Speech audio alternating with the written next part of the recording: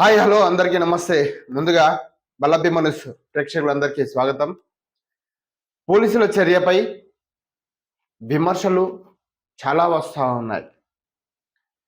ఎందుకు విమర్శలు వస్తున్నాయి, వారు చేసిన పనేంటి అనే విషయాలు మనము ఒకసారి చర్చించే ముందు ఈ వీడియో చూస్తున్న అందరూ కూడా ఈ వీడియోని సబ్స్క్రైబ్ చేయండి, లైక్ చేయండి.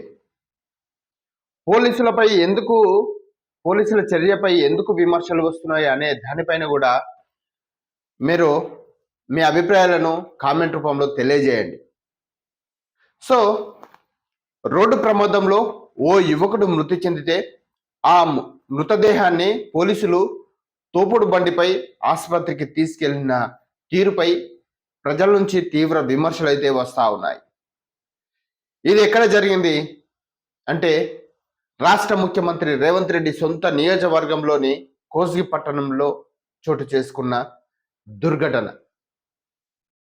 రోడ్డు ప్రమాదంలో మృతి చెందిన ఓ యువకుడి మృతదేహాన్ని పోలీసులు తోపుడు బండిపై పోస్ట్ మార్టం కోసం ఆసుపత్రికి తరలించారు.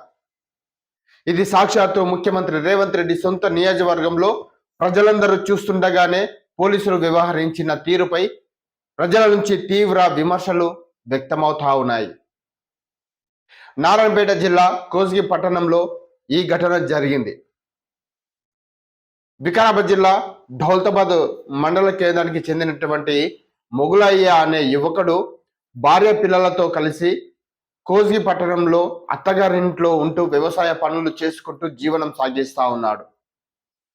ఈ నేపథ్యంలోనే ఆదివారం కోస్గి పట్టణంలో సంత కావడంతో అతను ద్విచక్ర వాహనంపై బస్టాండ్ వైపు వెళ్తుండగా అటుగా వస్తున్న రోడ్డు కాంట్రాక్టర్కి సంబంధించినటువంటి టిప్పర్ ఢీకొట్టడంతో అక్కడికక్కడే మృతి చెందాడు. ఈ సమాచారం అందుకున్న పోలీసులు ఘటనా స్థలానికి చేరుకొని మొగులయ్య మృతదేహాన్ని పోస్టుమార్టం నిమిత్తం సమీపంలో ఉన్నటువంటి ప్రభుత్వ ఆసుపత్రికి తోపుడు బండిలో తరలించారు. అయితే కోస్గి పట్టణంలో సంత కావడంతో సంతలో నిమ్మకాయలు విక్రయించేందుకు వచ్చినటువంటి ఓ చిరు వ్యాపారికి సంబంధించిన ఆ తోపుడు బండిని ఆ చిరు వ్యాపారికి అనుమతి లేకుండానే పోలీసులు ఆ తోపుడు బండిని తీసుకొని మృతదేహాన్ని తరలించిన తీరును చూసి అక్కడ గుమిగూడినటువంటి ప్రజలందరూ కూడా అవక్కయ్యారు.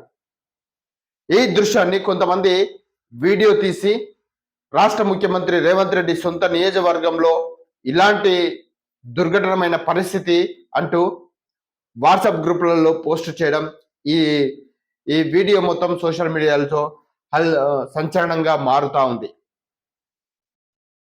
ఈ ఘటనపై స్థానిక ఎస్ఐ బాలరాజును వివరణ కోరగా తాను సెలవులో ఉన్నానని, ఎస్హెచ్ఓ ఉన్నటువంటి ఏఎస్ఐ అంజనేయులను వివరణ కోరగా మృతుని కుటుంబ సభ్యులు అందుబాటులో లేకపోవడంతో ఆ మృతదేహాన్ని తోపుడు బండిపై తరలించడం జరిగిందని, సమయానికి వాహనాలు కూడా అందుబాటులో లేకపోవడంతో ఇలా చేయాల్సి వచ్చిందని కూడా వాళ్ళు వివరణ ఇచ్చినట్లు మనకు సమాచారం. కోస్గి నడి బొడ్డున యాక్సిడెంట్ అయి మృతదేహం అక్కడ పడి ఉంటే అందుబాటులో వాహనాలు లేకపోవడం అని పోలీసులు చెప్పడం చాలా విడ్డూరంగా ఉందని